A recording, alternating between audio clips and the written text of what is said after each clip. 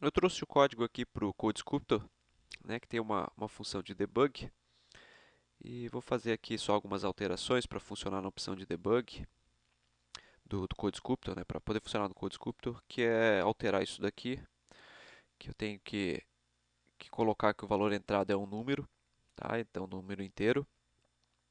E aqui também vou fazer isso daqui, porque senão não funciona aqui no CodeSculptor. Ele vai entender como se fosse, mesmo que eu digite o número 5, ele vai entender como se fosse o caractere 5 e não o número 5 realmente. Tá? Então aqui eu transformo aquele caractere 5 no número 5, e aqui o valor lido é a mesma coisa, né? Já que é um número. E agora já vai conseguir funcionar aqui no CodeSculptor, onde eu vou usar nessa opção do Vismod para eu poder fazer uma depuração, né? Um debug passo a passo.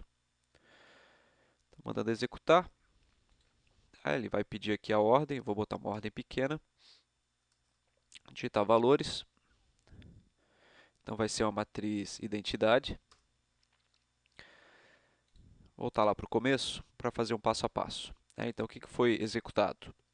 Primeiramente foi pedido aqui, existe uma função, né? Ele vê que tem uma função aqui, testa matriz, que ela não executou nenhuma vez, meu algoritmo começou aqui por esse pedaço, já que o começo aqui é só comentário e uma função. Então ele começa realmente aqui, esse daqui é o meu programa principal. Então ele pediu para eu ler um valor, eu li o valor 2, naquele momento que foi digitado. Então essa ordem, valor da variável ordem, ficou com o número 2. Em seguida, eu estou criando aí a matriz.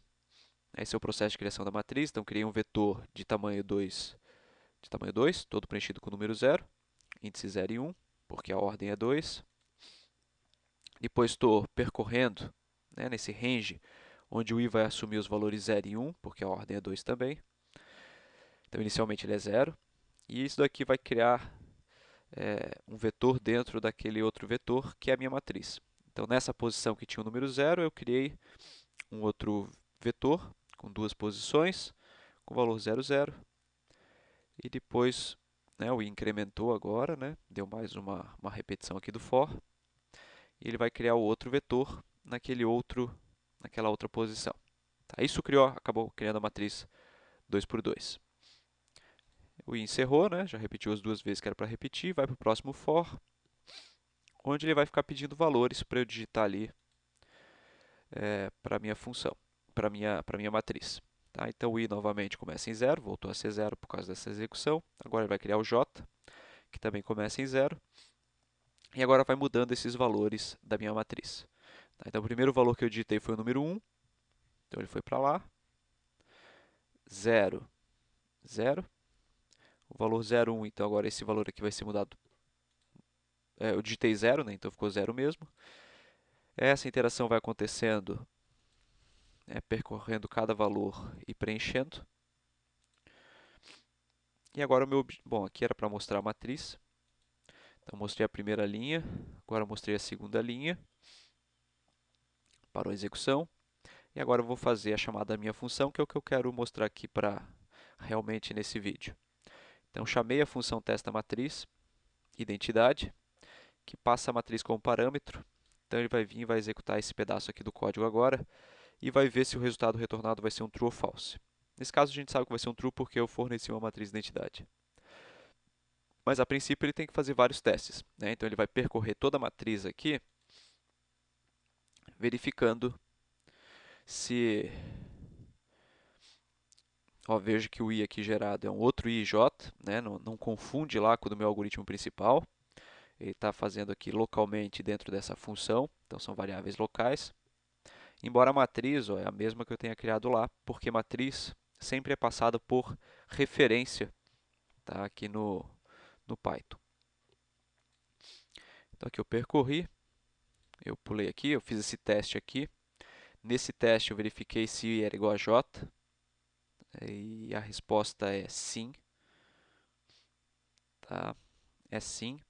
Então ele vê se matriz, a posição do valor nessa posição 0, 0 era diferente de 1. E a gente sabe que não, é igual a 1. Tá? Então aqui esse teste deu falso, por isso ele foi para o próximo teste. O próximo teste já é falso logo aqui no começo, né? Porque agora o i não é diferente do j, eles são iguais. Então esse teste também dá falso. Ele vai para a próxima coluna, faz o mesmo teste, só que agora esse primeiro teste aqui já é falso, não são iguais. Esse segundo teste dá verdadeiro aqui nesse pedaço, porque são diferentes, mas na hora de testar se a matriz na posição 0, se a posição na posição 0, 1 é diferente de 0, o valor é falso. Esta é a posição 0, 1 aqui da matriz. Seria isso daqui. E deu falso também. Então, por mais que seja verdadeiro, verdadeiro e falso, o resultado final, total, é falso. Então, também não vai passar nesse teste aqui do ELIF.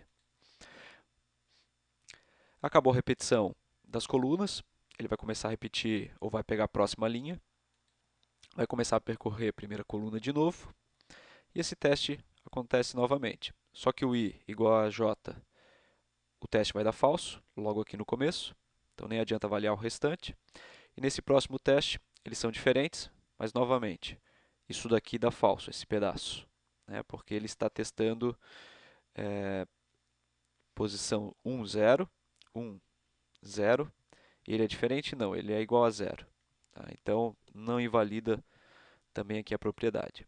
Por isso ele vai para a próxima coluna, novamente testa, agora o I é igual a J, só que o valor não é diferente de 1, é o valor 1 aqui, então vai dar falso toda essa sentença aqui. Na próxima, agora o I não é diferente do J, nem precisa continuar testando, então também toda a sentença vai dar falso. Terminou de repetir as colunas, terminou de repetir as linhas, não conseguiu em nenhum momento ir contra as propriedades ali de ser uma matriz identidade, por isso vai retornar aqui o valor true. Tá? Então, o valor true é retornado. Volta para a execução que estava aqui do algoritmo. Tá? Testou e viu que o resultado era igual a false. A gente viu que o resultado não era, porque ele retornou true. Então, ele caiu no else e mostra que a matriz é identidade. Acabando a execução. Uma outra execução. Tá? Também na ordem 2. Mas agora eu vou ler um valor que logo no começo invalida a minha matriz identidade. Então, eu gerei aqui 2, 1. Eu vou ver que na minha execução, voltar lá para o começo, eu li ali aquele valor 2, li os valores, criei a matriz, li os valores,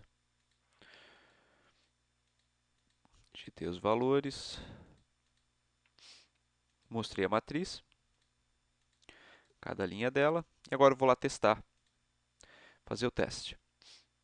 Então, eu vou começar a percorrer, e olha só, no primeiro teste, se I é igual a J, e a resposta é verdadeiro, e se matriz na posição 0, 0 é diferente de 1, e eu vejo que sim, é diferente de 1, o valor lá é 2.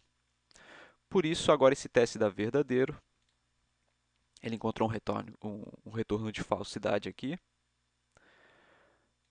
Então, já parou a execução da minha função. Quando tem um retorno, não importa quando aconteceu, para de executar a função. Então, no primeiro teste já foi visto que não era uma matriz de identidade, vai retornar falso.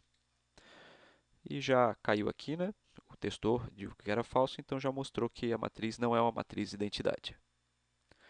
Encerrou o algoritmo. Então, esse é o princípio de funcionamento desse algoritmo que foi elaborado.